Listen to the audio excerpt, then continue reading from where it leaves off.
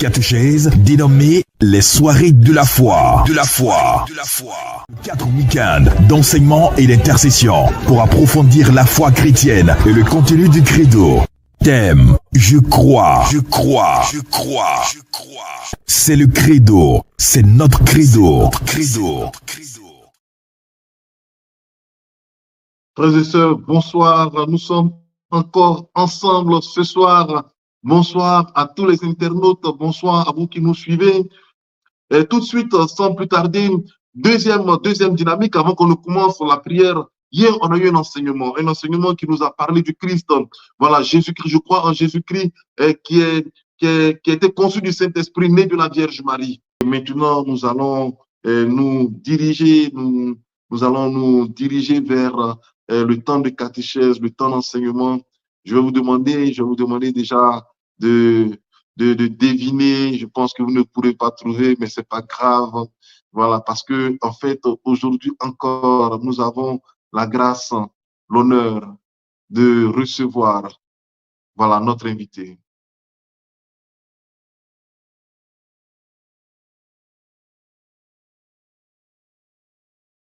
Voilà, hier, on était avec lui et il nous a parlé de, je crois, en Jésus-Christ, conçu de l'Esprit Saint, né de la Vierge Marie. Aujourd'hui, nous allons toujours approfondir notre foi au Christ avec une autre dimension du credo qui porte sur le Christ.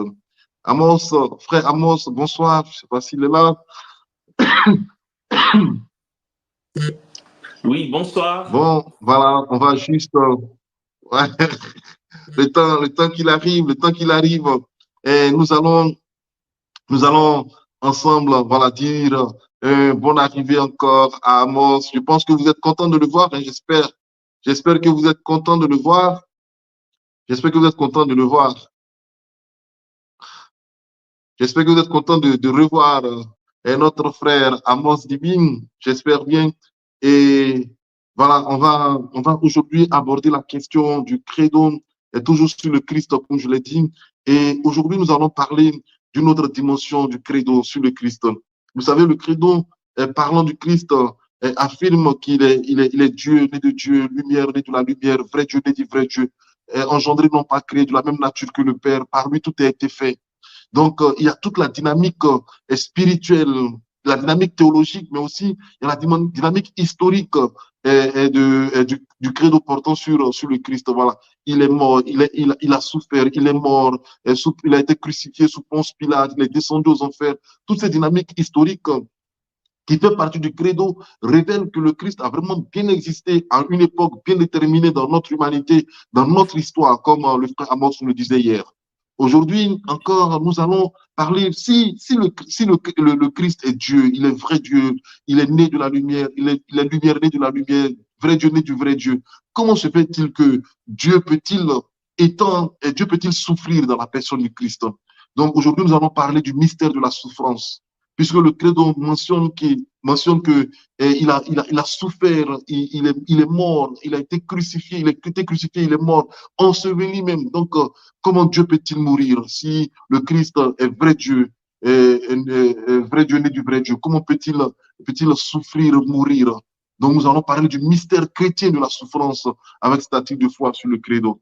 Donc, si le frère Amos est là, s'il est présent, nous allons commencer cette catéchèse. On va saluer notre frère Amos.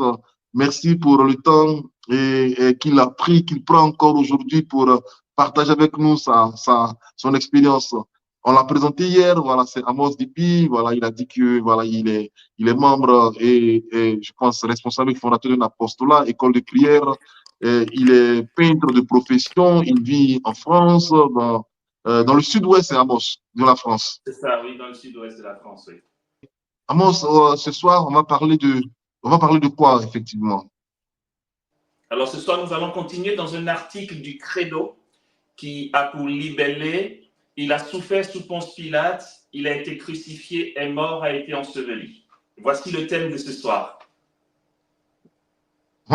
D'accord, sans plus tarder, amis internautes, qui nous suivez sur les pages Père Joyoboué, Père Donald Wali, et sur le canal YouTube Magnificat TV. Je vous laisse en compagnie de notre frère Amos. On se retrouve tout à l'heure pour les échanges. N'oubliez pas, au fur et à mesure qu'avance l'enseignement, si vous avez des questions, ne manquez pas de les souligner, de les écrire pour que, juste après l'enseignement, on puisse partager avec Amos sur les questions que vous aurez à formuler.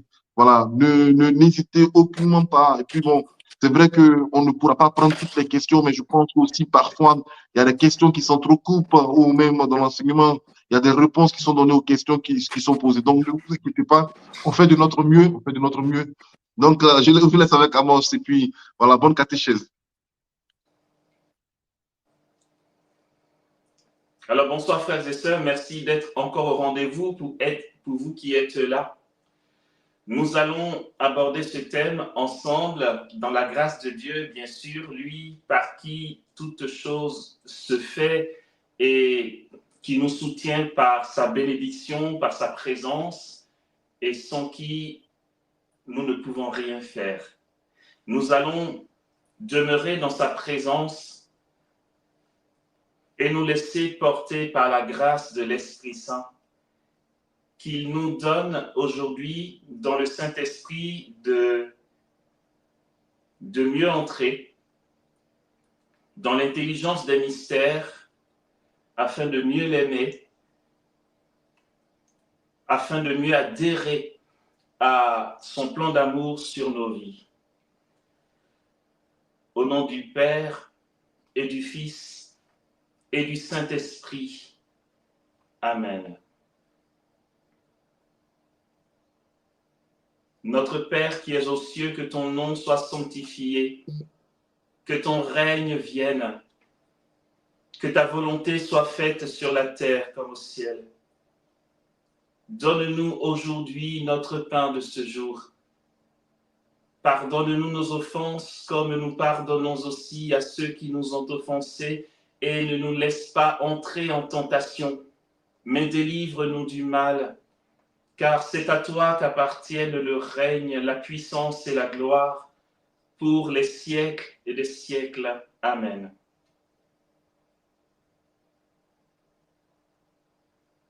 Réjouis-toi Marie, pleine de grâce, le Seigneur est avec toi. Tu es bénie entre toutes les femmes et Jésus, le fruit de ton sein, est béni. Sainte Marie, Mère de Dieu, prie pour nous pauvres pécheurs, maintenant et à l'heure de notre mort. Amen. Seigneur, que ta grâce se manifeste au milieu de nous. Que ta bénédiction qui nous est accordée atteigne jusque les profondeurs de nos âmes, de notre être, de notre existence. Établis toutes choses ici, maintenant, dans la présence du ciel. Établis-nous dans ton royaume.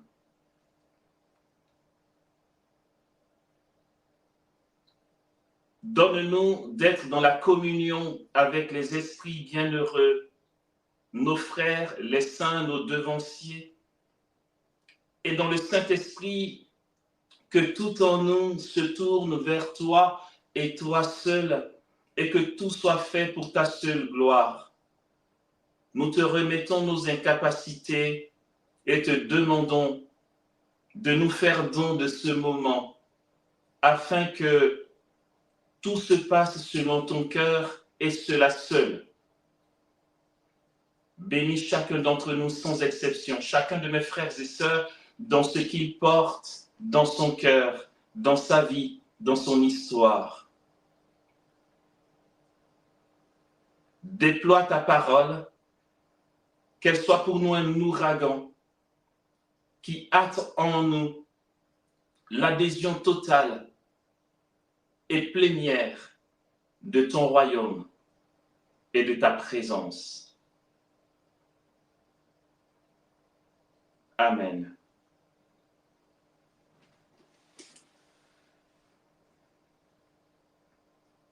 Il est dit dans la parole de Dieu, selon le prophète Isaïe, en partant du chapitre 52, le verset 13, jusqu'au chapitre 53, le verset 5.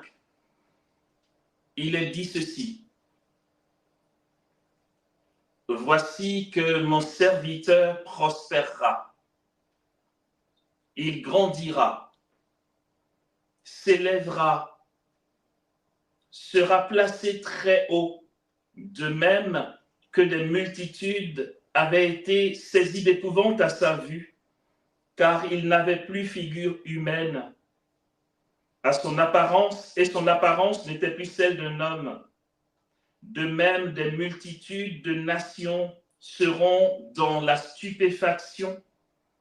Devant lui, des rois resteront bouche close pour avoir vu ce qui ne leur avait pas été raconté, pour avoir appris ce qu'ils n'avaient pas entendu. Qui a cru ce que nous entendions, et le bras du Seigneur, à qui s'est-il révélé? Comme un surgeon, il a grandi devant lui,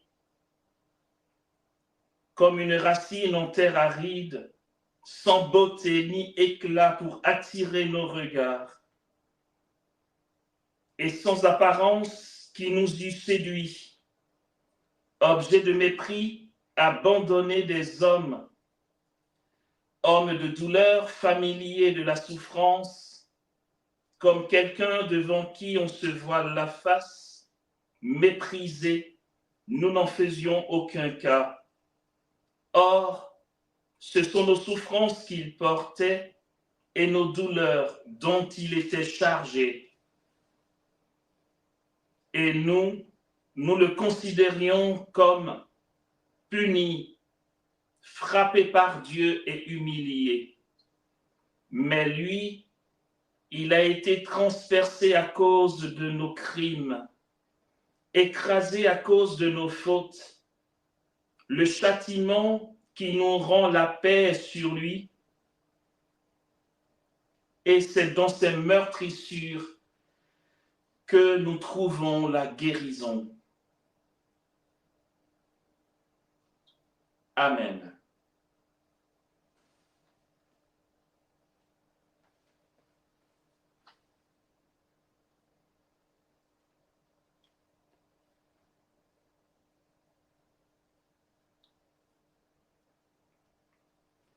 La puissance de Dieu témoigne de son éternité, témoigne de son infini.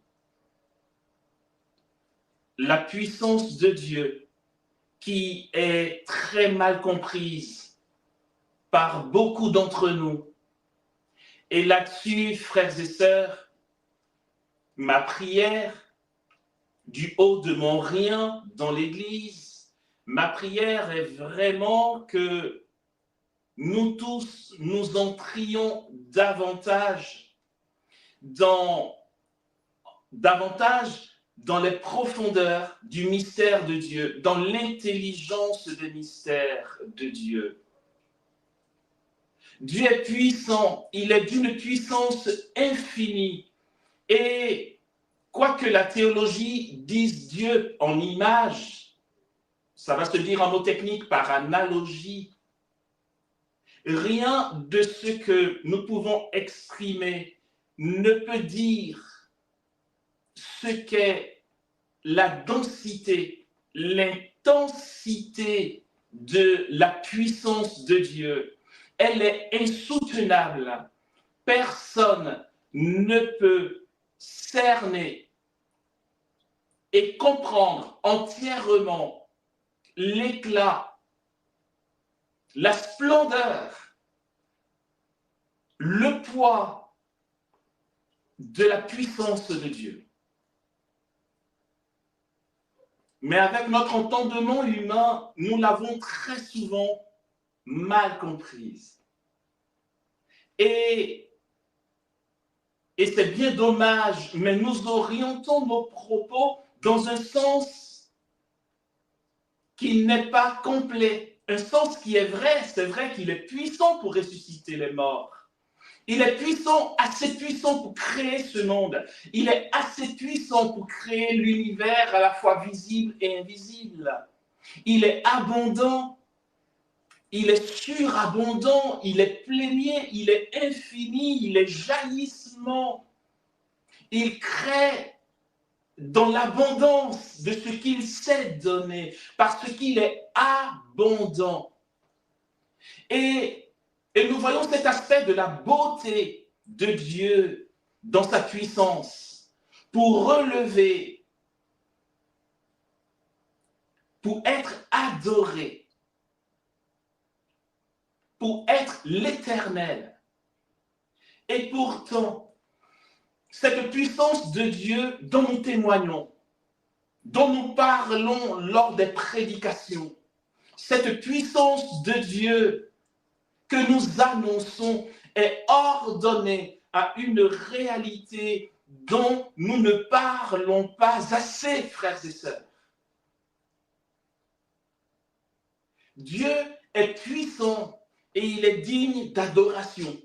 Il est digne de louange, de célébration, et dans le ciel, il est si puissant que les esprits bienheureux dans le paradis le célèbrent et le louent. Comme dit Maître Eckhart, la gloire de Dieu est plus importante pour le saint dans le ciel que sa propre béatitude. Ce qui compte pour celui qui aime Dieu, ce qui compte pour celui qui est uni à Dieu, ce qui compte pour le saint, pour l'esprit bienheureux, c'est que Dieu soit glorifié. Mais ce souci de glorifier Dieu ne vient pas de la peur qu'il réagisse mal, ne vient pas d'une peur de Dieu ou encore d'une impression. On n'est pas impressionné par sa puissance au point d'en trembler. La puissance de Dieu est digne d'être célébrée, d'être louée, d'être annoncée, d'être proclamée, parce que cette puissance est ordonnée, excusez-moi pour le mot, je m'en excuse d'avance, parce que on peut ne pas comprendre du premier coup. Pourtant, c'est la profonde réalité. Cette puissance de Dieu est ordonnée à un rien de Dieu. Waouh! Mais comment il peut se permettre de dire ça? C'est que nous annonçons que Dieu est puissant, mais nous l'annonçons dans un sens seulement, sans aller chercher la source et l'origine de cette puissance jaillissante de Dieu. Bien évidemment, le prophète Isaïe, dans ce chant du serviteur souffrant, nous fait cas et annonce prophétiquement la venue du Messie. C'est le Christ qui accomplit dans sa personne la loi et les prophètes, et tous les psaumes s'accomplissent dans le Christ, et cette prophétie d'Isaïe nous ramène à sa passion, à sa mort et à sa résurrection.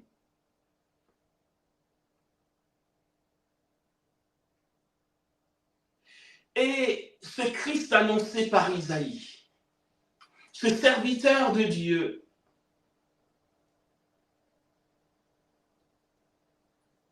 ce Verbe qui se fait chair, et le Verbe s'est fait chair, nous dit Saint Jean, et il a demeuré parmi nous. Nous avons contemplé sa gloire, gloire qui tient de son Père comme Fils unique, engendré, plein de grâce et de vérité. Nous en parlions hier. Ce Verbe qui est Dieu, c'est bien qu'on se le rappelle avant de continuer, et qui est né de Dieu. Lumière qui est née de la lumière, vrai Dieu, né du vrai Dieu, engendré, non pas créé, consubstantiel au Père. Et par lui, tout a été fait.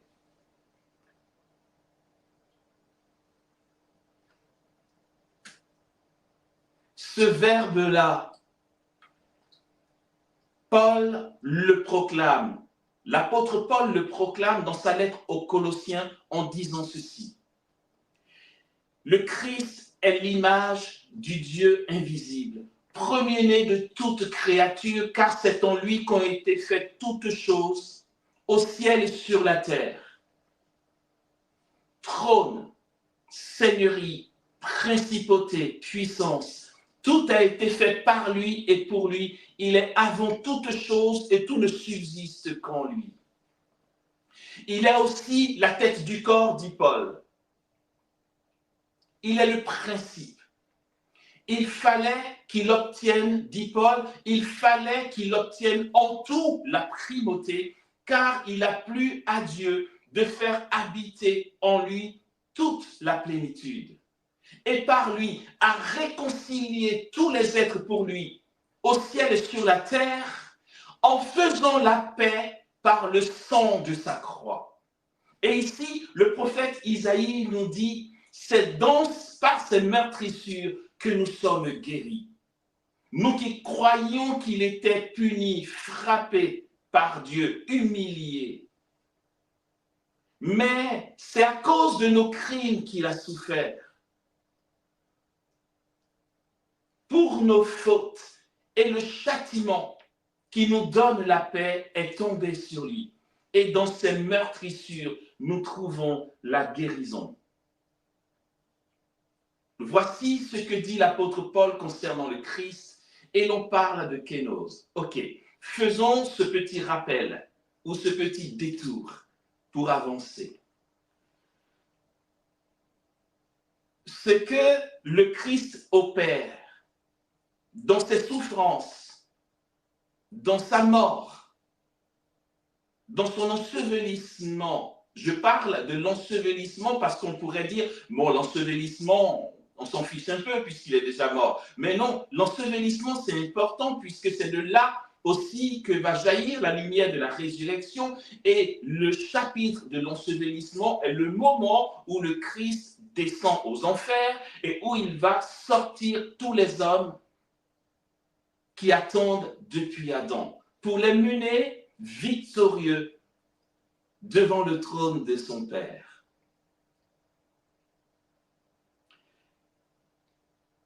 Saint Paul encore dira dans sa lettre aux Philippiens que le Christ Jésus, qui était de condition divine, n'a pas retenu jalousement le rang qui l'égalait à Dieu. Mais il s'est fait homme, étant devenu un homme, il s'est fait obéissant.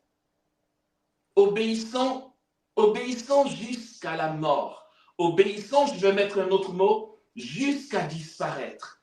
Obéissant jusqu'à perdre sa vie. Il a tellement obéi qu'il en est mort.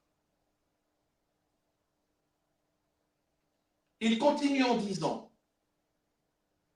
et la mort, une mort sur la croix, une mort humiliante. Il a obéi jusqu'à ce qu'il en meure. Et non pas une mort light, tu vois. Il est mort d'une mort humiliante. Aussi, dit l'apôtre, Dieu l'a souverainement élevé et lui a donné le nom qui est au-dessus de tout nom, afin qu'au nom de Jésus, tout genou fléchisse là-haut dans le ciel et ici-bas sur la terre, et que toute langue proclame que Jésus est Seigneur à la gloire de Dieu le Père.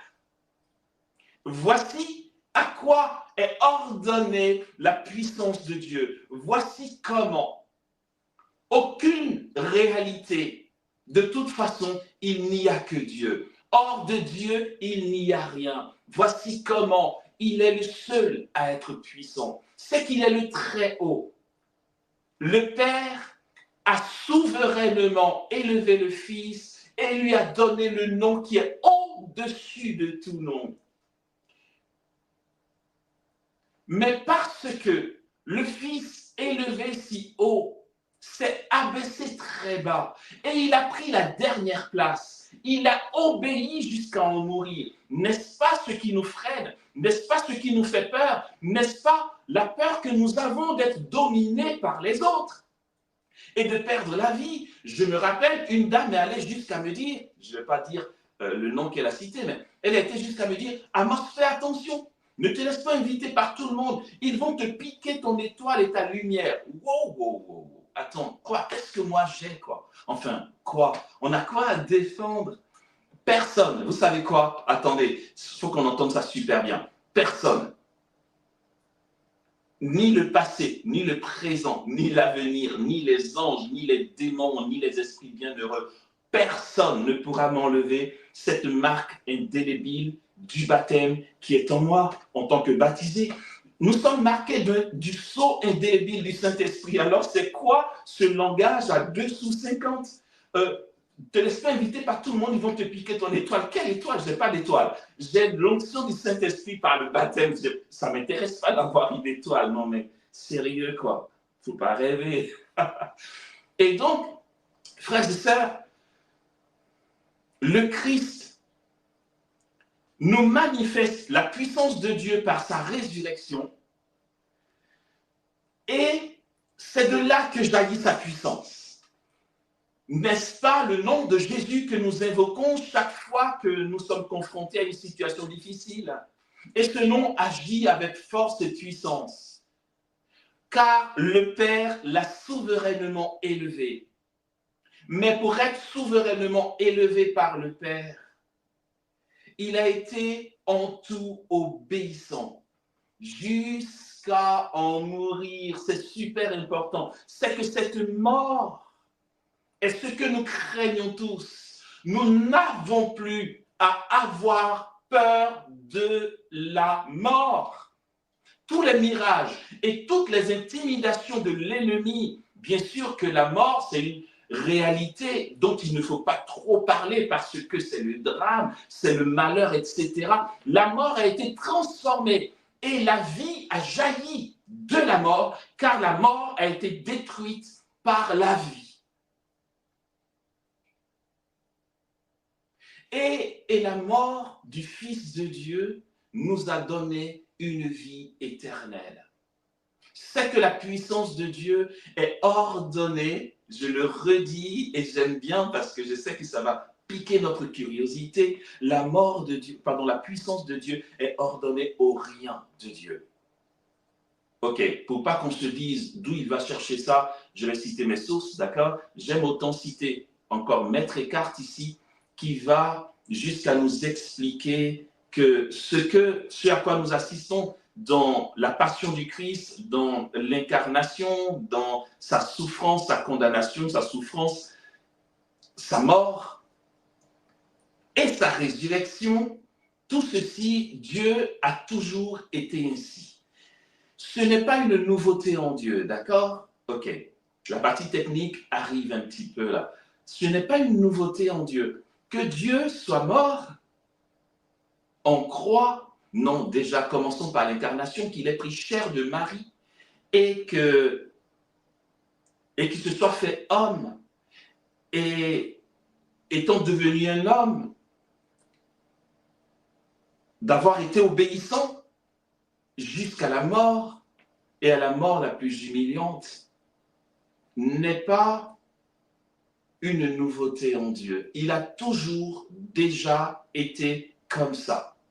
Le Dieu puissant, je reviens sur mes propos, dont nous parlions à l'instant, le Dieu puissant que nous célébrons, que nous proclamons, cette puissance de Dieu que nous invoquons avec zèle et enthousiasme quand nous sommes en mission, quand nous partons pour parler de lui et qui agit avec éclat, est ordonné à sa capacité à devenir pauvre et rien, à devenir kénos. Continuons. Maître Eckhart explique que dans la Trinité, ce n'est pas la mort, parce qu'il n'y a pas de mort en Dieu, mais dans la Trinité, il y a de toute éternité. Et l'éternité, ce n'est pas le futur, l'éternité, ce n'est pas le passé, Dieu n'est pas dans le futur. Dieu n'est pas dans le passé. Désolé de devoir nous le dire. Dieu est, il est dans le présent. Alors, au cœur de la Trinité, de toute éternité, ça veut dire aujourd'hui encore, pendant que nous l'entendons et que je parle ici, frères et sœurs, Maître Eckhart nous apprend que dans la Trinité, c'est un mouvement de retrait continuel. En fait, c'est parce qu'il n'y a pas de mort en Dieu, il ne peut pas y avoir de mort en Dieu. Sinon, j'aurais dit que les personnes divines n'auraient aucun problème à mourir chaque jour. Alors, puisqu'il n'y a pas de mort en Dieu et qu'il est vie et source de vie, en Dieu, c'est un mouvement de retrait continuel.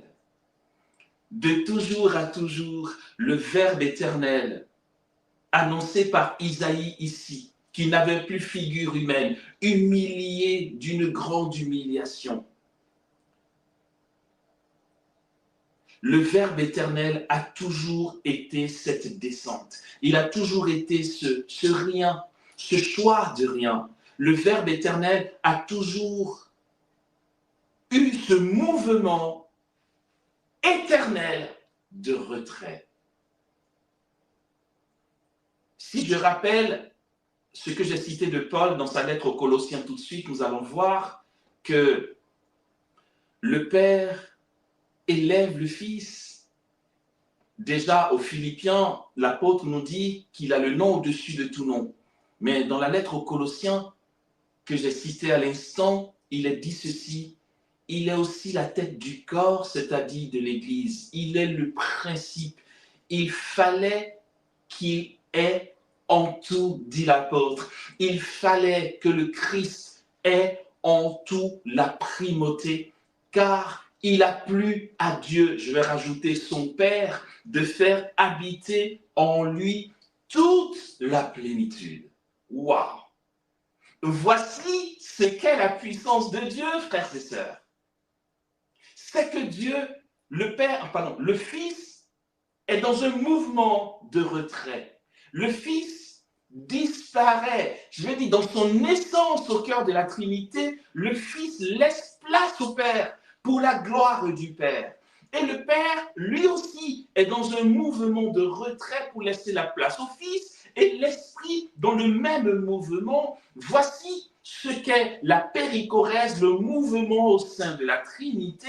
Le Père laisse place éternellement et continuellement au Fils, qui lui aussi est dans un mouvement pour disparaître et laisser la place au Père. Or, ce mouvement au cœur de la Trinité est un mouvement total. Lorsque le Fils est dans ce mouvement de retrait pour laisser la place au Père, ce n'est pas en se disant « allez, de toute façon, je me retire, mais je reviendrai ». Non, les personnes divines disparaissent continuellement. Mais pour disparaître, en fait, genre, je disparais, je ne viendrai plus, terminé. Mais comment se fait-il que le Fils soit si puissant et éternel? C'est que, de toute façon, les trois personnes divines sont éternelles, mais en Dieu, si Dieu peut nous appeler à la petite place et à être serviteurs des autres et à donner sa vie pour les autres, il ne nous invente pas une loi pour nous compliquer la vie ou nous pourrir la vie. Le Christ, en nous le demandant, nous invite à être à la ressemblance de Dieu. Et la ressemblance avec Dieu fait partie d'un des aspects éclatants de la croissance dans la vie d'union à Dieu. Et cette ressemblance avec Dieu consiste à disparaître. Parce qu'il est lui-même ainsi. Le Fils disparaît au profit du Père. Mais sauf que les personnes divines, puisqu'elles sont dans ce mouvement de retrait continuel, se ramènent les unes les autres. Ok? On en parle ailleurs, mais quand on entend le discours du Fils, c'est le Père qui décide. Je veux dire, hier, par exemple, le Père Donald a cité une des paroles. Il ne m'appartient pas. Il ne vous appartient pas. Cela n'appartient qu'au Père. Quand on entend le discours du Fils, mais clairement, c'est le Père qui est, pardon, dans notre langage, le boss, quoi. Il donne toute la gloire au Père. Et dans la liturgie, nous l'entendons par lui, avec lui et en lui, à toi, Dieu, le Père Tout-Puissant. Le Fils nous enseigne et il nous parle du Père. Et nous intégrons que le Père est le boss, quoi. Et puis, en entendant l'apôtre, on se rend compte que le Père donne tout au Fils, d'accord? Et c'est cela, la puissance de Dieu. C'est cela, c'est ce à quoi est ordonnée la puissance de Dieu. Aussi, Jésus, ayant aimé les siens qui étaient dans le monde, il les a aimés jusqu'à la fin. Il les a aimés jusqu'à en mourir. Et je le redis, comme ça on intégrera bien, je le redis, il a toujours été ainsi. Parce qu'au cœur de la Trinité, je pourrais dire, le Fils, ayant aimé son Père de toute éternité, il l'aima jusqu'à disparaître. Et quand il disparaît au profit du Père, le Père le ramène et disparaît à son profit, et l'Esprit, pareil, disparaît au profit des deux autres. Et c'est ça le mouvement dans la Trinité. Les personnes divines, je ne vais même pas dire une erreur théologique en le disant, mais je le dis en espérant qu'on va le retenir aussi. Les personnes divines, aussi puissantes qu'elles sont, elles sont puissantes. Je veux dire, il n'y a pas de mot pour définir leur puissance. Elles sont d'égale puissance. Ce que le Père sait faire, le Fils sait le faire, l'Esprit sait le faire et peut le faire dans tous les sens, chacun avec son mode d'opération. Ce n'est pas la question. Elles sont puissantes. Mais quelles sont ces personnes de puissance infinie qui pourtant décident de ne rien en faire? Dieu n'en fait rien. Dieu est puissant. Le Verbe est puissant comme le Père est puissant. Mais pourtant, il n'use pas de sa puissance comme dans un manque de chasteté pour dire j'ai un pouvoir, alors je fais ce que je veux. Et c'est moi qui décide. Et elles sont puissantes et s'abandonnent. Mais c'est tout l'inverse chez nous. Quand on a un pouvoir, quand on est puissant, on veut gouverner. Et l'abandon n'est pas au rendez-vous. L'obéissance, n'en parlons même pas. Quand on a le pouvoir, on n'obéit à personne. Quand on a le pouvoir, on ne s'abandonne à rien ni à personne. Et puis Dieu, c'est l'inverse. Il est puissance infinie et abandon total et radical. Le Fils est d'une puissance infinie et il décide de tout lâcher pour que le Père soit glorifié. Et le Père fait la même chose. Et l'Esprit aussi. Aussi, à la croix, le Verbe peut dire, Père, entre tes mains, je remets mon esprit. Et bien avant, il dira, tout est accompli. Pardon, ça a pris un peu de temps ce côté-là, mais vous allez voir pourquoi c'est important. C'est que, frères et sœurs, j'oriente ce thème concernant la souffrance, la mort du Christ dans un sens qu'on n'entend pas souvent. Et vraiment, que sa grâce nous donne d'intégrer pour une fois ce discours qui n'est pas nouveau, mais qu'on n'a pas l'habitude d'entendre. C'est quoi? C'est qu'il nous faut, frères et sœurs, entrer dans la plénitude de l'onction que nous avons reçue au baptême.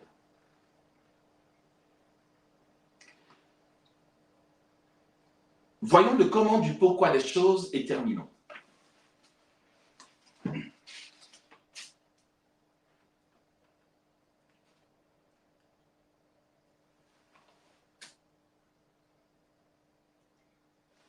Le Christ a souffert sous Ponce Pilate, histoire de dire que c'est marqué dans l'histoire.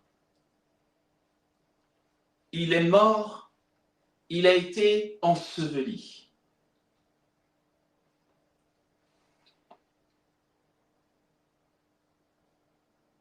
C'est une belle suite de ce que nous disions hier. Pour ceux qui étaient avec nous hier, si nous nous rappelons,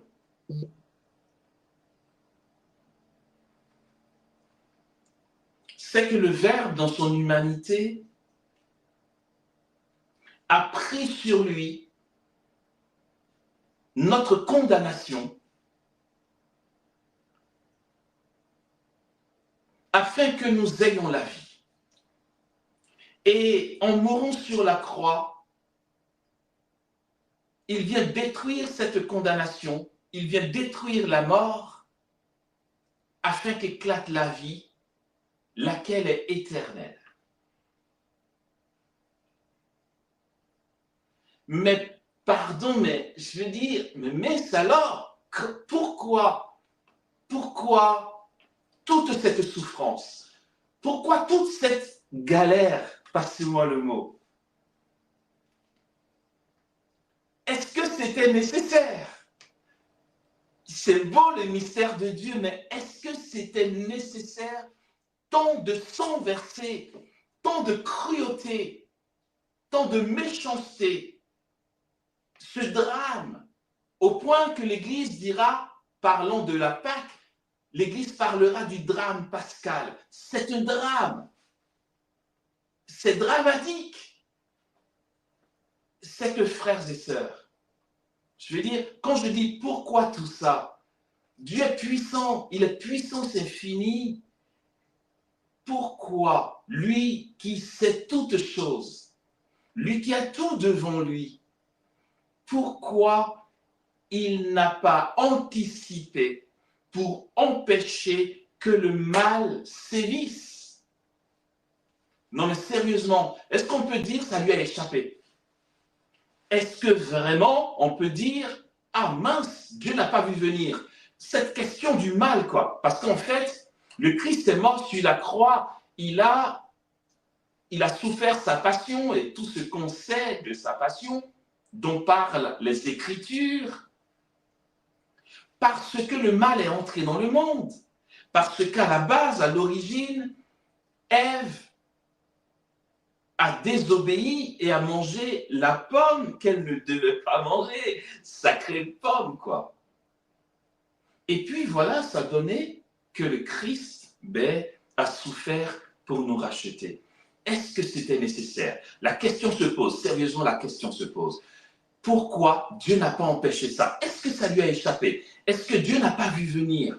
Dieu, mince, il a été distrait 2 secondes. Il était en réunion et puis voici que le serpent est passé par là et le mal est entré dans le monde. Pourquoi le mal lui aurait échappé? Pourquoi ce plan machiavélique lui aurait échappé?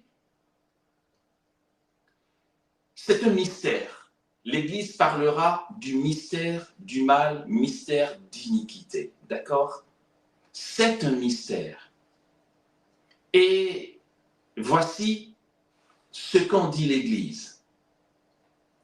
Pourquoi le Christ a eu besoin de tant souffrir si, dès le départ, il avait pris soin de juste mettre sa main pour nous préserver de la tâche du péché originel, de ce mal qui sévit avec toutes les guerres, les souffrances, les maladies, les drames dans nos vies.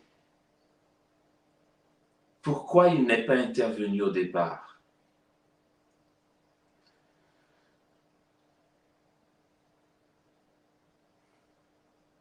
L'Église est claire dans ses propos. Dieu n'a pas fait le mal. Dieu n'a pas voulu le mal. Alors, mais donc Amos, ça lui a échappé. S'il n'a pas voulu que c'est là, alors, sérieusement, il y a un petit bug quelque part, quoi. En fait, ok, l'Église est claire, je redis. Dieu n'a pas fait le mal, Dieu n'a pas voulu le mal, il l'a permis. Ah ouais, il a permis.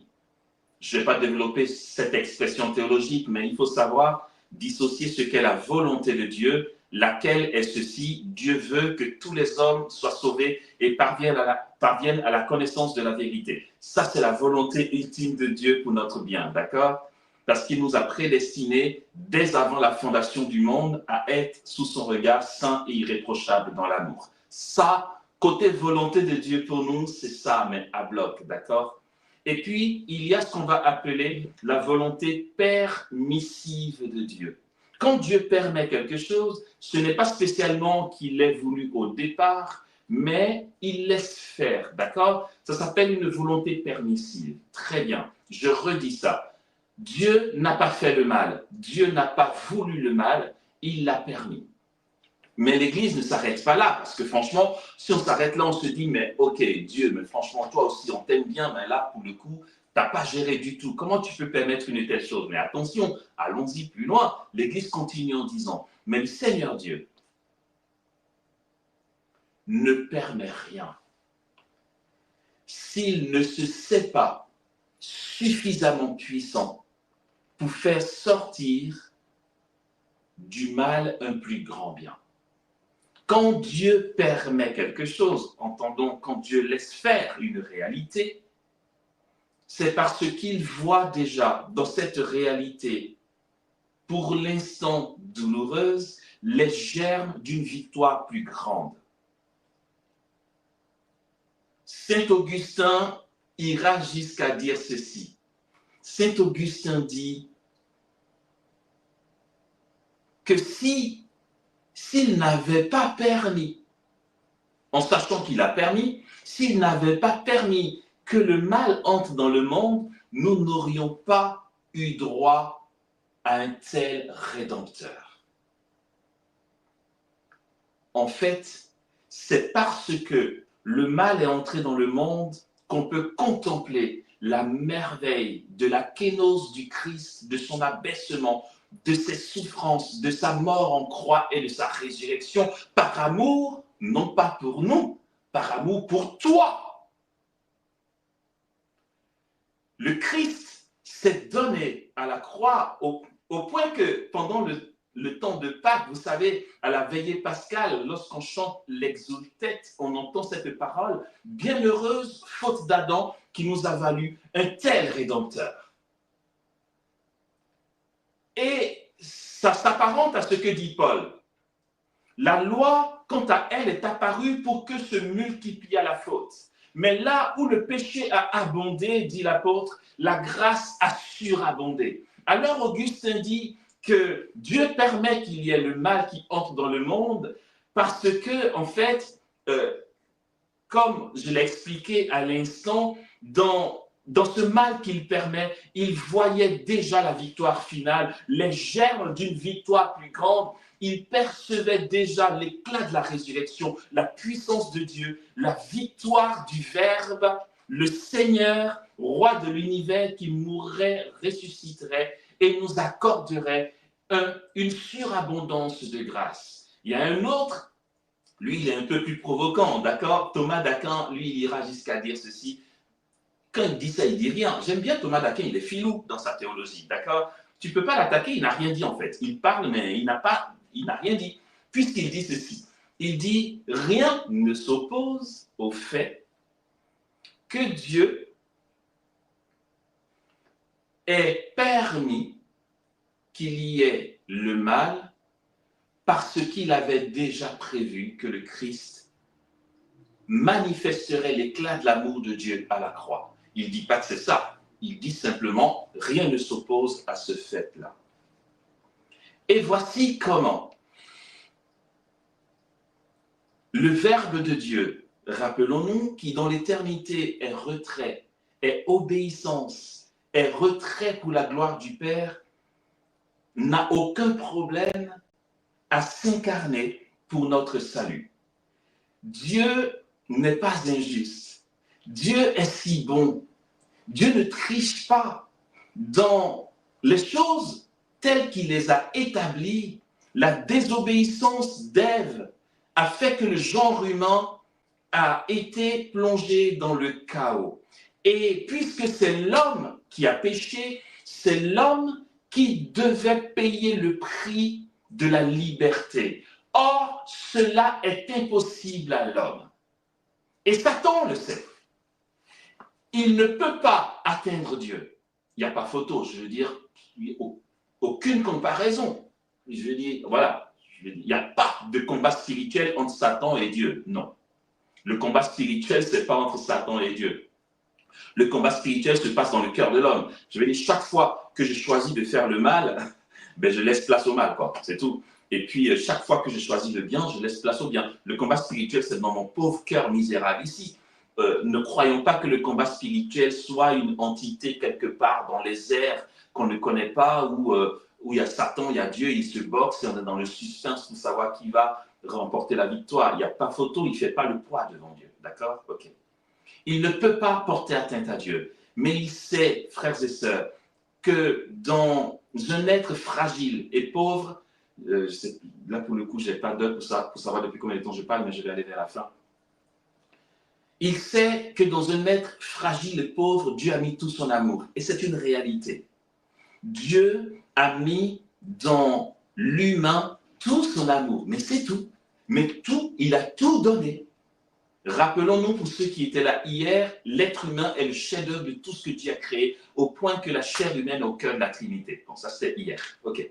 En fait, Dieu a tellement aimé l'homme qu'il a donné son Fils l'unique engendré. C'est ce que nous dit Jésus dans l'évangile de Jean, le chapitre 3, le verset 16, afin que quiconque croit en lui ne périsse point, mais ait par lui la vie éternelle.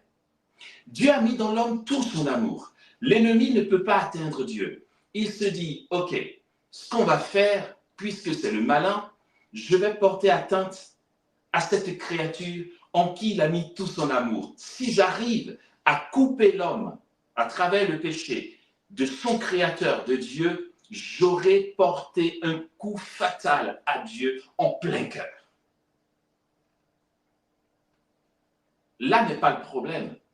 Je veux dire, tu veux porter un coup fatal à Dieu en plein cœur, mais vas-y, éclate-toi. C'est pas, enfin, il s'est laissé faire, Dieu. À la croix, il a reçu le coup de lance en plein cœur. Mais ne crois pas que parce que tu as atteint Dieu en plein cœur, c'est la fin. Dieu est jaillissant. Et puis, quand on sait ce qu'on sait désormais, on se dit, mais en fait, l'ennemi mène un faux combat. Puisque Dieu est de toute éternité retrait. Vas-y, tu veux porter un coup fatal à Dieu, ne crois pas qu'il va se protéger. Non, non, en Dieu, il n'y a pas ça. Tu veux lui mettre un coup de poing, il ne se protège pas. Tu veux, d'une manière ou d'une autre, entrer, t'infiltrer au cœur de la Trinité, et puis là, porter un coup fatal à Dieu, Dieu ne se défend pas. Mais parce qu'il est, il est pauvre. Mais parce qu'il est, il est don, parce que Dieu se donne sans compter, sans calculer. Dieu aurait juste une fraction de seconde, un réflexe pour se protéger. Cela ne témoignerait pas de lui. Dieu est don et don total. Alors quand l'ennemi veut le toucher en plein cœur, il mène un faux combat parce que ça ne mène nulle part. Puisque Dieu, sa puissance jaillit dans le don total de sa vie. Alors, dans cette logique-là, puisque il a porté atteinte à l'homme, c'était, pardon de le dire aussi comme ça, irréversible, puisque l'homme seul pouvait payer le prix du rachat. Et c'était impossible au genre humain plongé dans le chaos du péché. Impossible. Et là, j'imagine un peu le scénario. L'ennemi a dû se dire, voilà, je vais voir comment il va faire. Il paraît qu'il est puissant. Là, pour le coup, s'il intervient directement pour me dégager de la terre et de la vie de l'homme, c'est injuste parce qu'il sait qu'il ne doit pas faire ça. Dans ce que lui-même a établi, il faut que ce soit un homme qui paie le prix super lourd du rachat du genre humain. Mais c'était mal connaître Dieu dans sa puissance. C'était mal connaître Dieu, entendons, dans sa pauvreté. C'était mal connaître Dieu dans son rien. C'était mal connaître Dieu dans le don total de sa vie. Dieu est puissant et sa puissance éclate à la résurrection, mais il n'y a pas de résurrection sans croix. Et dans le mystère pascal éclate la puissance de Dieu à nos yeux, frères et sœurs. Dieu est tellement puissant que cette malice ne l'a pas freiné. Alors Dieu se fait homme. Il est vraiment homme. Il fallait qu'il soit vraiment homme. C'est pourquoi le Christ est vrai Dieu et vrai homme. Il n'aurait pas été vrai homme, pardon, ça n'aurait pas marché. Il fallait que ce soit un homme qui meurt. il fallait que l'homme meure. Si le Christ avait triché, s'il était un peu moins un homme d'1 millimètre, ça n'aurait pas marché. C'est pourquoi l'Église le confesse et le confessera toujours. Il a été en tout semblable à nous, à l'exception du péché. Il était homme.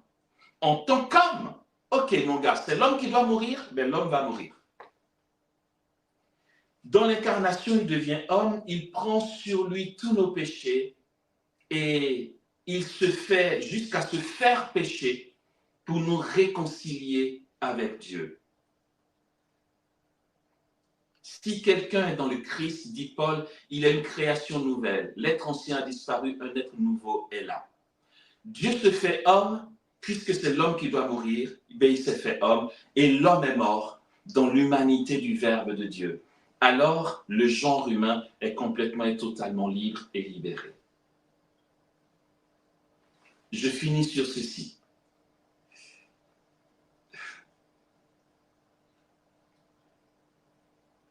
C'est important, mais vraiment de tout mon cœur, du haut de mon rien, de ma misère, hein, je veux dire, je ne suis pas grand-chose dans l'Église, mais je me permets fraternellement d'émettre cette exhortation. Je nous en supplie, frères et sœurs, je nous en supplie, intégrons au moins ce soir ou à partir de ce soir que la puissance de Dieu est ordonnée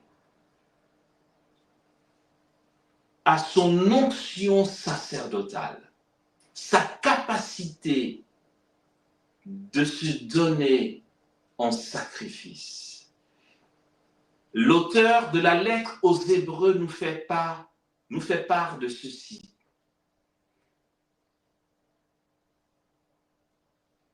Le sang des boucs et des taureaux était impuissant à enlever le péché. Tu n'as voulu ni sacrifice, ni holocauste.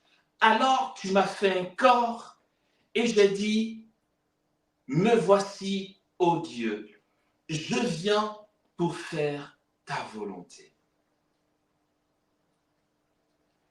Il est le prêtre par excellence.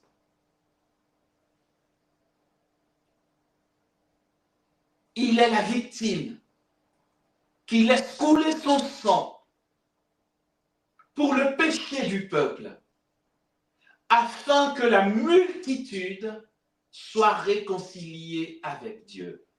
Il est l'agneau de Dieu. C'est cet agneau qu'on mène à l'abattoir. Un agneau ne se protège pas. C'est ce que je disais à l'instant. Tu veux marquer un coup fatal à Dieu, il est vulnérable, il ne se protège pas. Il dit, je n'ai pas détourné mon visage des crachats, ni de ceux qui m'arrachaient la barbe. Dieu se donne, il se livre. Il est l'agneau de Dieu. Il est celui qui enlève les péchés du monde. L'agneau se laisse mener à l'abattoir. Il est à la merci de ses bourreaux. L'agneau ne résiste pas.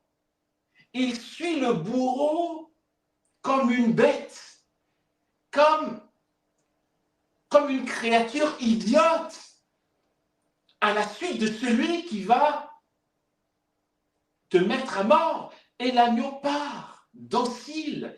Et c'est cela, l'agneau de Dieu, depuis toute éternité, frères et sœurs. Le Verbe a toujours été ainsi depuis toute éternité. Et on le mène à l'abattoir. Et il y va. Sa vie, nul ne la prend. C'est lui qui la donne. Et là, le Christ se donne à la croix pour nous sauver.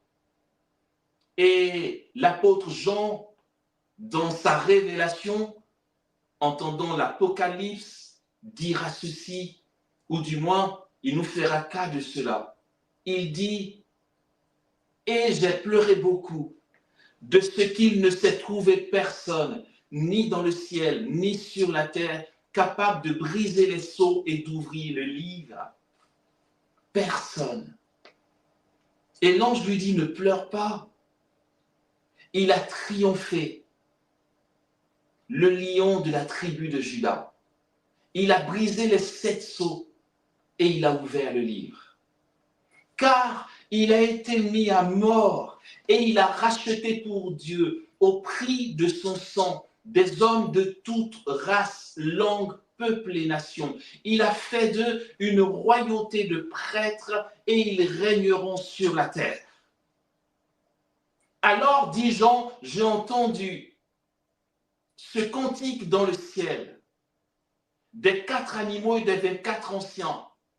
Et il continue en disant, après j'ai entendu l'univers entier s'écrier, honneur, gloire, puissance, majesté à celui qui est assis sur le trône et à l'agneau. Et toute créature dans le ciel et sur la terre et sous la terre et dans la mer, l'univers entier, je l'ai entendu célébrer la louange et la puissance de Dieu. Et Dieu nous y attend. Dieu nous attend dans cette onction. Si Dieu est puissant pour ressusciter les morts, guérir nos maladies et nos infirmités, c'est parce que son sang a coulé au bois de la croix.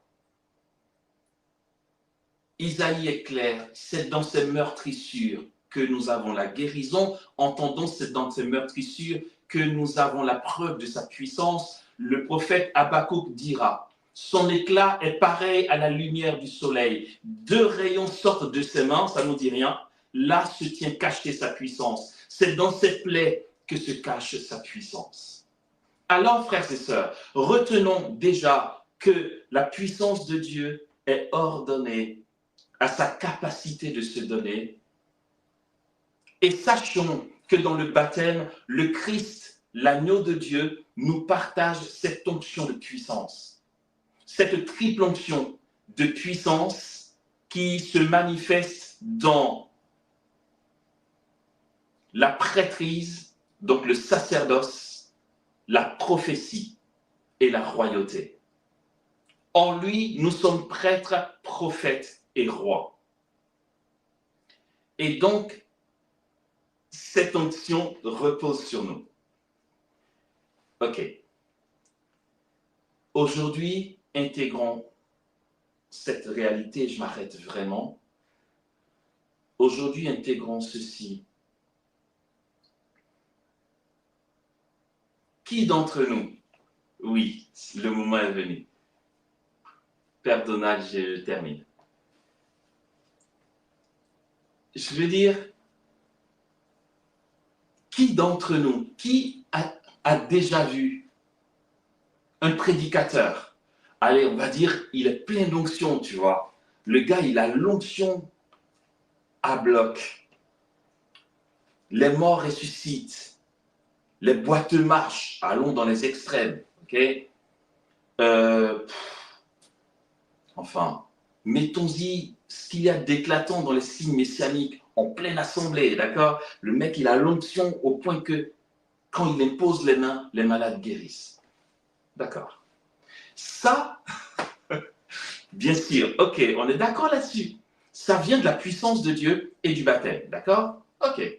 Mais, en fait, il nous faut intégrer quelque chose de notre réalité qu'on n'exploite pas assez. J'allais dire donc, qui a déjà vu un prédicateur rempli de puissance, au nom de son onction donc, dire à son frère en pleine assemblée, je t'impose les mains et tu rentres au paradis. En fait, je vais dire ça d'une autre manière. Si tu peux imposer les mains à quelqu'un pour qu'il marche, pour qu'il ressuscite, as-tu déjà osé dire à ton frère, dans le nom de Jésus, je t'impose les mains et je te garantis que quand tu mourras, tu iras tout de suite au paradis? Qui, au nom de son onction, décide d'accorder le paradis à son frère? Ça, on ne voit pas. Non, mais vraiment, enfin, sauf si vous avez une information que je n'ai pas, vous me donnez, enfin, vous me le dites, quoi. Mais franchement, non. Il y a cette onction évidente et claire, comme dit Jésus dans l'évangile de Luc, l'Esprit du Seigneur est sur moi parce que le Seigneur m'a consacré par l'onction pour apporter la bonne nouvelle aux pauvres et ouvrir les yeux des aveugles. D'accord, ça c'est alléchant, ça nous fait guili-guili, d'accord, et on est à fond là-dedans, au renouveau charismatique et dans toutes nos assemblées, communautés, tout ça, on est à fond dans cette réalité-là. Moi, je nous propose ici du haut de gamme. Ça nous intéresse ou pas? Le haut de gamme, je veux dire, très bien, laissons faire. Allez, allons jusqu'à ce qu'il y a, même si pour moi, ce n'est pas le must du must, mais bon, ce qui nous bluffe, résurrection de mort. OK, pardon, mais en fait, ce soir, je nous sers un discours haut de gamme. En fait, je nous invite à devenir des fils de Dieu capables d'accorder le ciel à nos frères. Est-ce que c'est possible, Amos? Oui, tu vois, tu ne savais pas. OK. J'ai l'onction. Je suis baptisé, d'accord? Donc, si tu es baptisé, c'est pareil. Je ne parle pas de moi exclusivement. Parce que je suis baptisé, j'ai l'onction pour te donner le paradis. On est dans du haut de gamme, là. On n'est pas dans... Je veux dire, même Jésus a ressuscité Lazare, Lazare est mort à nouveau. OK. Mais il y a au-dessus. Cet au-dessus, c'est quoi? J'ai l'onction pour te donner le paradis. Ah bon? Ouais. Trop bien. J'ai l'onction en assemblée pour accorder le paradis à mes frères et sœurs. Là, pour le coup, on n'est plus dans imposition des mains, machin, chose, truc. J'ai l'onction pour ça. OK? Et cette onction, c'est le Christ qui me la donne. Mais sauf que je ne l'exploite pas, je ne sais même pas. Enfin, beaucoup ne le savent pas. Cette onction, quelle est-elle? C'est simplement celle que la Mère de Dieu n'arrête pas de nous demander d'exercer. Cette onction qui est une gamme au-dessus d'une résurrection de mort, c'est lorsque tu laisses jaillir la puissance de Dieu dans ta vie à travers la souffrance. Ah, c'est fâcheux, Amos, on s'attendait à quelque chose de plus alléchant. La puissance de Dieu est ordonnée à sa capacité de se livrer, de se donner, de disparaître, de mourir. Il n'y a pas d'amour plus grand que ceci, déposer sa vie pour ses amis. Parce que la triple onction du Christ, d'être prêtre, prophète et roi, repose sur moi par mon baptême, cette onction de prêtre, donc sacerdotal, ça s'appelle en mot technique le sacerdoce commun des fidèles. Non, le mot technique c'est sacerdote, ok? Je suis un sacerdote. On dit ça comme ça, en mot technique. C'est le sacerdoce commun des fidèles. Par cette onction qui est réelle en moi, parce que nous, on n'est que dans le côté onction prophétique. Ouais, le mec qui vient, quand il fait les mains comme ça, les gens tombent, c'est puissant. Ouais, ok, l'onction prophétique est bien au-delà de ça, bien sûr. Mais on est dans une fine partie de cette onction prophétique et parce que les gens nous acclament, on reste là-dessus. Il y a autre chose, il y a l'onction sacerdotale, le sacerdoce commun des fidèles, où le Christ, par son onction, nous donne la possibilité de déployer la puissance qui est en nous par le baptême à travers la mort, à travers la souffrance, à travers la capacité de s'abaisser, la capacité de prendre la dernière place, la capacité d'offrir le sacrifice. Exercer notre sacerdoce. C'est quoi être prêtre? Le prêtre, c'est celui qui offre le sacrifice pour le peuple. Voilà pourquoi on a des prêtres. Ils offrent le sacrifice. L'Eucharistie, c'est la mort et la résurrection du Christ. Nous offrons le sacrifice, l'ultime sacrifice du Christ, nous en faisons mémoire. Le prêtre, c'est celui qui offre le sacrifice. Or, nous sommes prêtres par le baptême. Le Christ nous partage son onction sacerdotale. Et non pas qu'un peu. Le Christ nous donne cette onction sacerdotale, mais de manière plénière. Rappelons-nous, pour ceux qui étaient là hier, rien de ce que le Père a donné à son Fils dans son humanité ne m'est interdit. C'est pour moi. Alors, rien ne m'est impossible tant que je laisse Dieu, tant que je laisse le Christ exercer par moi, d'accord? Aussi, dans cette onction sacerdotale, je peux enfanter des âmes au ciel. C'est la vocation de Marthe Robin, par exemple. Je vais dire, c'est du haut de gamme. Mais qu'est-ce que j'en ai à faire, moi, d'arriver dans un endroit, dans un cimetière, et puis tous les morts ressuscitent? C'est vrai que c'est glorieux, on acclamera mes louanges, le service de communication fera bling-bling sur Internet, on dira « Waouh, Amos à l'onction ». Oui, d'accord, les gens vont acclamer, mais c'est bas de gamme, d'accord, c'est bas de gamme. La vocation de Marthe Robin, qui voulait guérir alors qu'elle était drépanocytaire, très souvent malade, Jésus lui dit « Moi, j'ai un autre deal pour toi ». Et ça, tout ce que je vais dire maintenant, et je sais que plusieurs connaissent la vie de Marthe Robin, ce que le Christ lui propose repose sur l'onction sacerdotale qu'elle a reçue au baptême, sinon ce n'est pas possible. Le Christ dit, tu vois, en fait, moi, je n'ai pas spécialement envie de te guérir.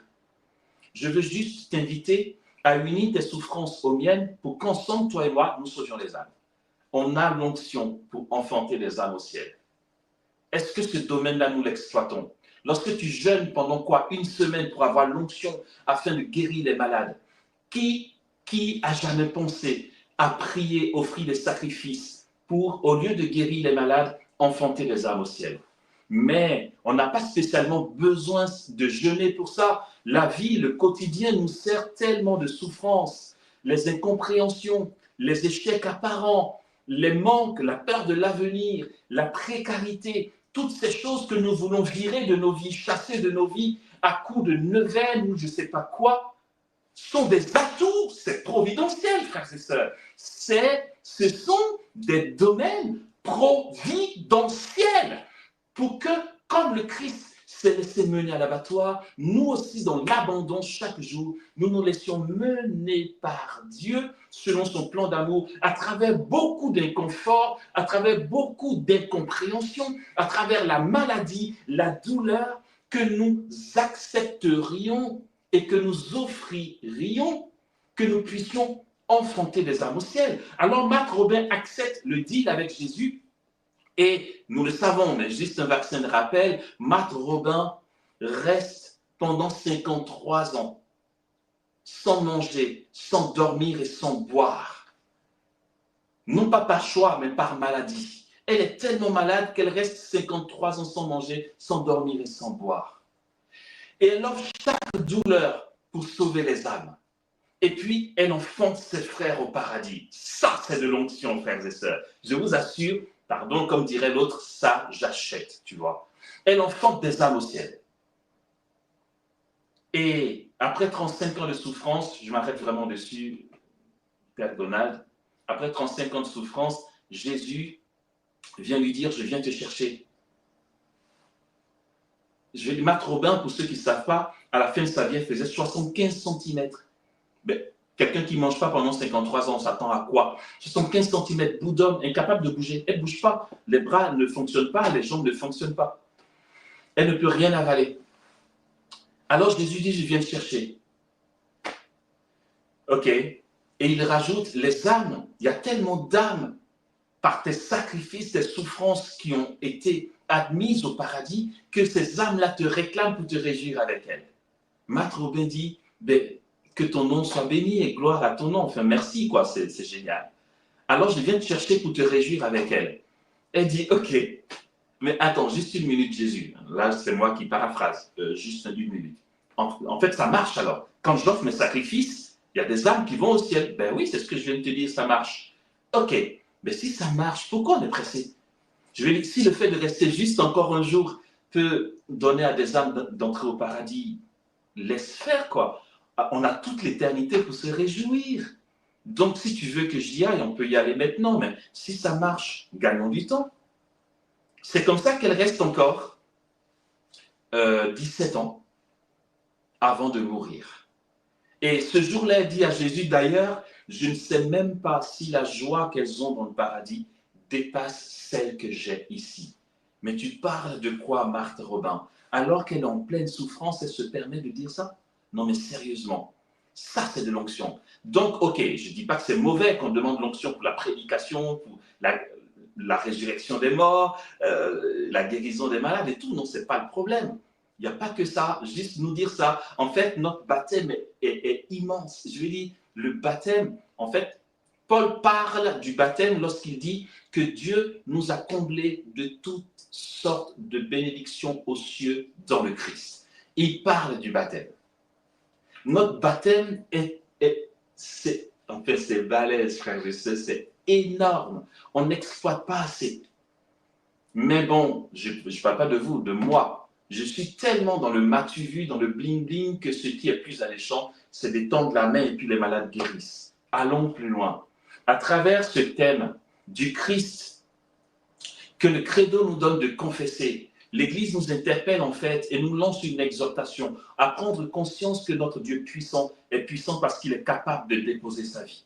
Et nous aussi, nous pouvons entrer dans cette puissance qui va agir dans le visible et dans l'invisible si nous acceptons de déposer nos vies. Désormais, comprenons tout ce que Dieu permet pour nous. Rappelons-nous la volonté permissive de Dieu. Lorsque tu as eu ton drame, lorsque tu as eu ton malheur, ce n'est pas que Dieu ne t'aime pas, ce n'est pas que Dieu veut te punir ou qu'il veut que tu souffres. Dieu n'a pas fait le mal. Le mal dont tu souffres, il ne l'a pas fait. Ta situation éprouvante, ce n'est pas Dieu qui l'a faite. Mais comme le mystère du mal, Dieu le permet. Désormais, comprenons que tout ce que nous vivons d'inconfortable chaque jour est permis par Dieu. En rajoutant bien sûr que Dieu ne permet rien dans nos vies. S'il ne s'était pas suffisamment puissant pour en faire sortir un bien, ce bien, le voici. Accepter ta souffrance, l'unir à l'unique sacrifice du Christ, afin que le bien qu'il est capable de faire jaillir de ton épreuve traverse le temps, l'histoire, l'espace, que ce bien traverse le visible pour intervenir dans l'invisible, afin que les âmes du purgatoire soient libérées, afin que les âmes qui se perdent reviennent à Dieu, afin que le paradis se remplisse d'esprits bienheureux dans la mort et la résurrection du Christ. En nous unissant à travers le baptême à lui, nous devenons des réalités qui portent du fruit, non pas en abondance, mais en surabondance, et que notre fruit demeure. Amen. Amen. On va dire merci au frère Amos, merci pour cette belle catéchèse. Merci. Et frère Amos, juste une question et puis après on va prier. On va prier. Bon, juste deux questions. La question de Florentin qui dit, il est descendu aux enfers. De quel enfer on parle? Et la seconde question, c'est, je vous donne les questions pour que vous y répondiez rapidement pour qu'on puisse avoir le temps de prier. La seconde question, c'est comment je peux unir ma souffrance à celle du Christ? Quand je sens un malaise, quand j'ai une maladie, comment je peux unir ma souffrance à celle du Christ? Ok. Alors, si vous permettez, Père Donald, je vais commencer par la deuxième question, parce que la première est plus facile à retenir. Comment je peux unir mes souffrances au sacrifice du Christ dans un acte intérieur très simple? Quand j'ai mal, en lieu et place de batailler pour en sortir, quoique ce soit légitime, bien sûr, je peux tout de suite penser au Christ. C'est une prière qui se fait à l'intérieur. Jésus, je t'offre ma souffrance que j'unis à ton sacrifice pour que tu en fasses ce que tu veux. C'est tout simple, c'est tout. Il n'y a pas d'acrobatie. C'est un acte intérieur. Formuler cette prière témoigne d'une adhésion à ma situation. Ok. Pour élaborer juste un chouïa un peu plus, Quand on a un malaise, une souffrance, une épreuve, une difficulté, une contrariété, voilà, tout ce qui n'est pas Jojo, quoi. Quand on a tout ça, primo, il faut y consentir. Plutôt que de dire « Pourquoi ça m'arrive à moi ?» On pourrait dire « Ben pourquoi pas moi ?» Enfin, pourquoi pas? Il faut bien que ça, si ça doit arriver à quelqu'un, pourquoi ça ne serait pas moi? D'accord? Et y consentir. Ça veut dire « J'accepte par amour ce que je vis, ce que je porte. » Quand ça c'est fait, je donne à Jésus cet inconfort, cette contrariété, cette épreuve, cette maladie. Je la donne à Jésus en disant, Jésus, je t'offre mon épreuve, ma souffrance en union à ton sacrifice pour que tu en fasses ce qu'il te plaira. Et puis, c'est bien de finir par une action de grâce. Ça pousse un peu plus loin. Jésus, je te rends grâce pour la souffrance que je vis. D'accord? C'est un acte intérieur de consentement et d'acceptation d'amour de ce qui nous arrive qui va nous conduire à donner à Jésus ce que nous souffrons afin que ça porte du fruit. Ce n'est pas à nous d'aller dans l'invisible pour aller checker tout ça. Non, ça ne nous regarde pas, on n'en a pas le pouvoir. On donne juste à Jésus dans un acte de foi intérieure et il s'en occupe. Ça se fait. Je vais m'arrêter là pour cette première réponse de la deuxième question. Ok. La première question, il est descendu aux enfers. De quel enfer parlons-nous? Déjà, c'est vrai que ça prête à confusion parce qu'il y a le mot enfer. Mais quand on dit aux enfers, on ne dit pas en enfer. D'accord? D'ailleurs, la liaison fait qu'on sait que c'est au pluriel. Aux enfers. Donc, c'est A-U-X, enfer. D'accord? Ce n'est pas en enfer. Les enfers se fait aussi appeler Sheol. Dans le psaume 15, il est dit « Tu ne peux abandonner mon âme au Sheol, ni laisser ton sein connaître la corruption. » Le Sheol, c'est les enfers. Et le Sheol, d'après ce que nous dit l'Église, le Sheol, il est vide ou n'existe plus, j'en sais rien. Je ne sais pas comment il faut dire ça. Mais parce que le Sheol ou les enfers, d'accord, ou encore séjour des morts, c'est la même réalité. On va entendre les enfers, ou on va entendre le séjour des morts, ou on va entendre le Sheol. C'est le lieu où les âmes attendaient. Au Sheol, il y avait Adam, mais ce n'étaient pas les mauvaises personnes qui étaient au Sheol. C'est qu'aucun être humain ne pouvait entrer dans la présence de Dieu si Jésus n'était pas encore mort en croix. Et ressuscité, bien sûr. Ok? Du coup, aux enfers, il y avait Élie, il y avait Élisée. Élie qui a été enlevé dans un char de feu, d'après ce que dit l'Église. Après, je ne suis pas mort pour aller vérifier. Je me base sur ce que dit l'Église, d'accord? Donc, il y avait Adam, Ève, les patriarches, les matriarches, qui attendaient dans ce lieu-là que le Fils de Dieu remporte la victoire et ouvre les portes du royaume des cieux. Puisqu'il y avait une condamnation qui pesait sur le genre humain, il fallait que l'homme meure, on en a parlé, l'homme meurt pour libérer le genre humain et c'est ce que le Christ a fait. Donc les enfers, pour vous m'arrêter, les enfers, quand on entend les enfers, entendons le lieu du séjour des morts ou encore le Sheol. Puisque à la mort du Christ, il est descendu donc dans le lieu du séjour des morts pour libérer tous ceux qui y étaient, le Sheol est vide, ou je ne sais pas, enfin les pères vont préciser s'il faut, soit c'est vide, soit ça n'existe plus, mais ça n'a plus lieu d'être aujourd'hui. Enfin voilà, je m'arrête là. Voilà, donc merci frère Amos. On va juste demander au frère Amos de confier au Seigneur tous ceux qui souffrent, tous ceux qui portent une souffrance, et voilà, de terminer ce temps de catéchèse par la prière. Après, je vous donne la bénédiction et on se dira au revoir et à demain, après la bénédiction. Amen. Merci, Père Donald. Ok, frères et sœurs, nous allons nous séparer donc avec ce petit temps de prière où nous allons nous confier au Seigneur. Je nous invite donc à nous réunifier et enfin à nous réunifier en demeurant toujours présents à la présence de Dieu.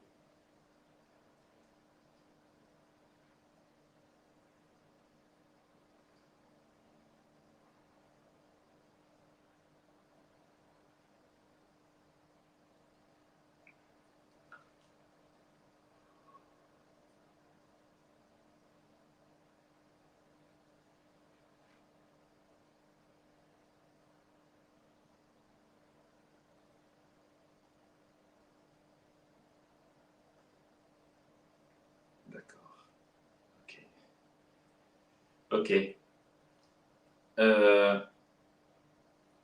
Je nous propose ce qui est très simple et qui n'est pas long, qui comporte la puissance de Dieu. D'accord? Ok. Ce qui va se passer maintenant, ce que nous allons vivre maintenant, faire maintenant, est une réalité ordonnée à la faveur de Dieu dans laquelle nous sommes. Je vais être un peu plus clair.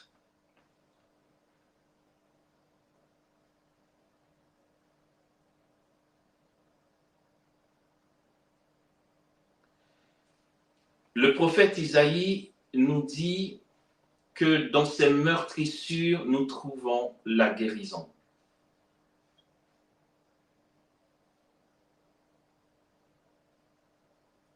Alors,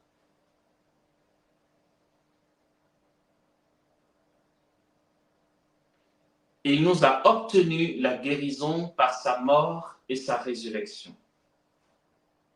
Il va l'exercer maintenant pour nous.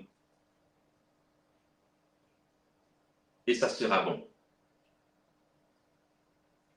Du coup, ce qui va se passer, et je le précise bien, c'est tel que Jésus veut qu'on fasse, d'accord? Ce n'est pas une initiative personnelle. Voici comment Jésus veut qu'on s'y prenne et ça va se faire. Si l'un d'entre nous, là où nous sommes en ce moment, est malade, a une douleur, une maladie, même dite incurable, enfin, quel que soit ce que c'est, tu veux guérir de cette maladie, Jésus va le faire maintenant. C'est pourquoi je nous invite à ceci.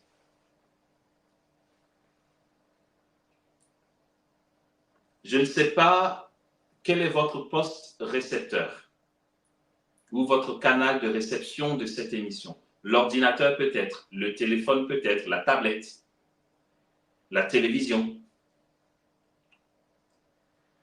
Peu importe.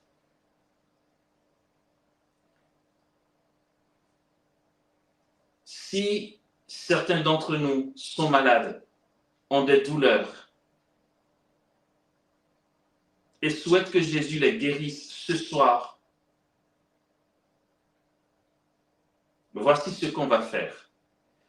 Tu vas d'une main toucher ton appareil qui émet cette émission par Internet, d'accord? Je redis.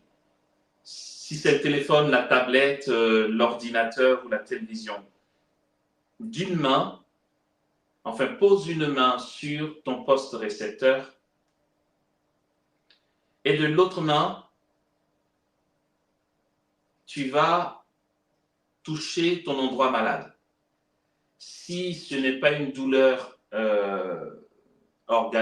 si ce n'est pas une douleur et que c'est une maladie organique, tu poses ta main sur le cœur, d'accord? Pour ceux qui ont mal soit au genou, soit au dos, vous posez une main sur l'appareil et l'autre main sur la partie où c'est douloureux. Et pour les autres qui ont une maladie organique, vous posez une main sur le poste récepteur et l'autre main sur le cœur.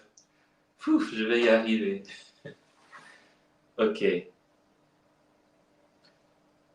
Et c'est beau ce que Jésus va faire. Et Jésus va passer pour nous guérir. Voici ce qui va se passer maintenant. Une fois que j'aurai donné le OK pour qu'on pose ce geste, d'accord?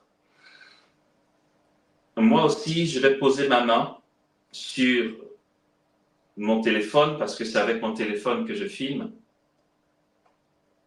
et vous serez guéris. Là où vous êtes, certains vont sentir des frissons traverser tout leur corps, d'autres vont avoir une chaleur qui va les saisir tout de suite.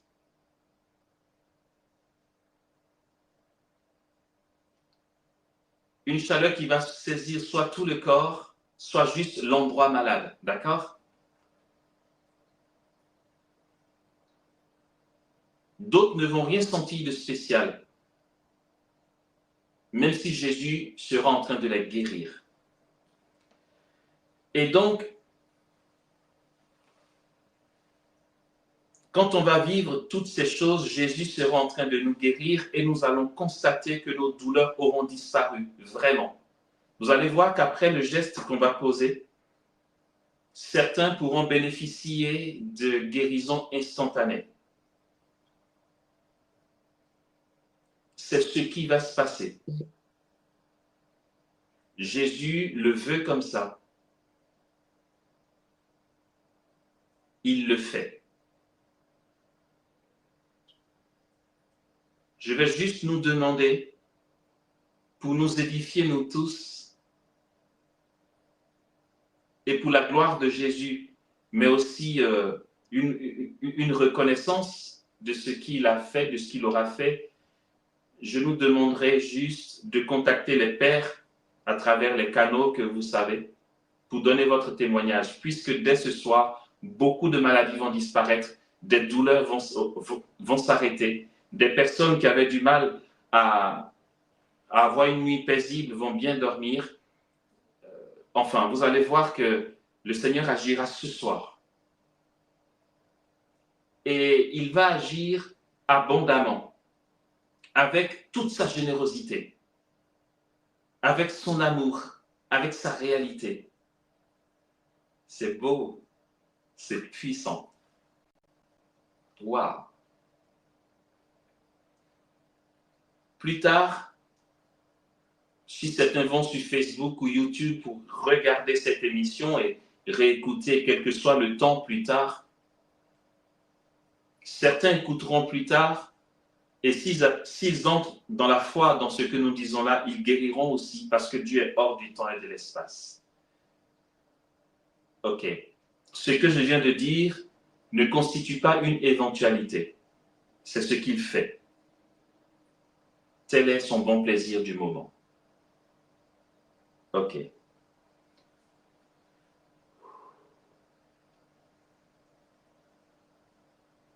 Rendons-nous présents à sa présence et c'est quand on veut, on peut toucher nos appareils.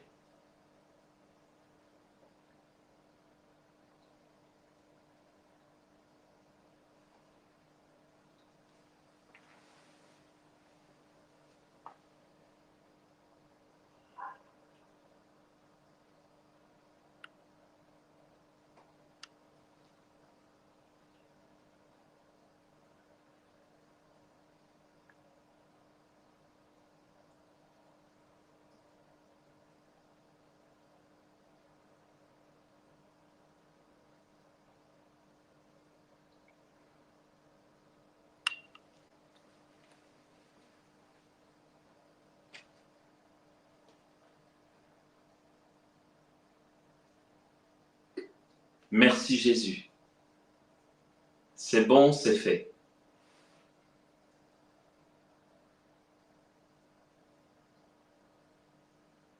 Waouh!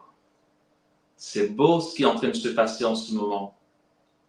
Merci Jésus. Merci Jésus. Waouh! Waouh!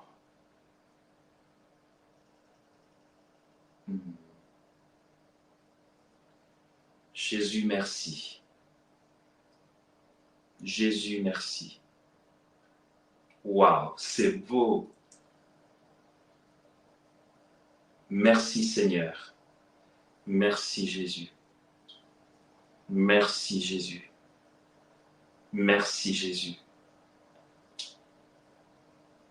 Merci Jésus.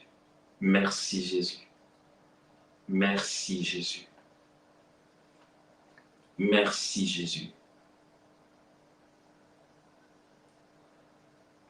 Merci Jésus. Il y a beaucoup de guérisons. Beaucoup de personnes déjà ont leurs douleurs qui ont disparu. C'est incroyable, non? C'est puissant. Waouh! C'est abondant.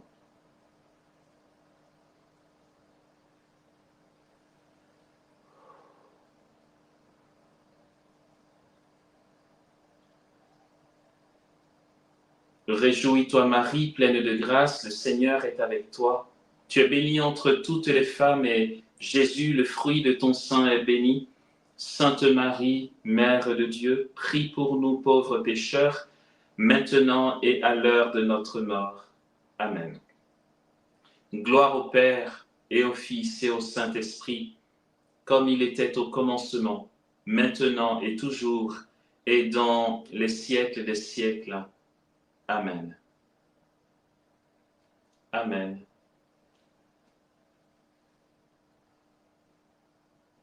Le Seigneur soit avec vous. Et avec votre esprit. Que Dieu Tout-Puissant vous bénisse et qu'il vous garde, le Père, le Fils et le Saint-Esprit. Amen.